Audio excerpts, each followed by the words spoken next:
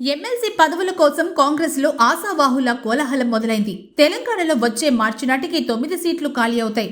MLC సీట్లు దక్కించుకోవడానికి కాంగ్రెస్ నేతలు ముమ్మర ప్రయత్నాలు సాగిస్తున్నారు. శాసన మండలిలో 40 మంది సభ్యులు ఉండగా ప్రస్తుతానికి బీఆర్ఎస్ సభ్యులే మెజార్టీలో ఉన్నారు.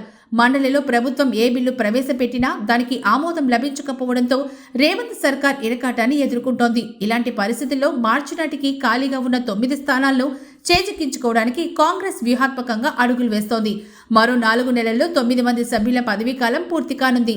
బీఆర్ఎస్ నుంచి సుభాష్ రెడ్డి, సత్యవతి రాథోడ్, మహమ్మద్ ఆలీ, కాంగ్రెస్ తరపున జీవన్ రెడ్డి, యజ్ఞం మల్లేశం, ఎంఎస్ ప్రభాకర్, మజ్లిస్ నుంచి రియాజుల్ హసన్ ఇండిపెండెంట్లుగా, అలుగుబెల్లి నర్సిరెడ్డి, కూర రఘుత్తమరెడ్డి పదవీకాలం త్వరలో పూర్తి కానుంది. ఇదిలా ఉంటే 3 నెలల కిందట బీఆర్ఎస్ ఎమ్మెల్సీలు కొందరు సీఎం రేవంత్ సమక్షంలో కాంగ్రెస్ లో చేరారు. దీంతో మండలిలో కాంగ్రెస్ సభ్యుల సంఖ్య 15కు పెరిగింది.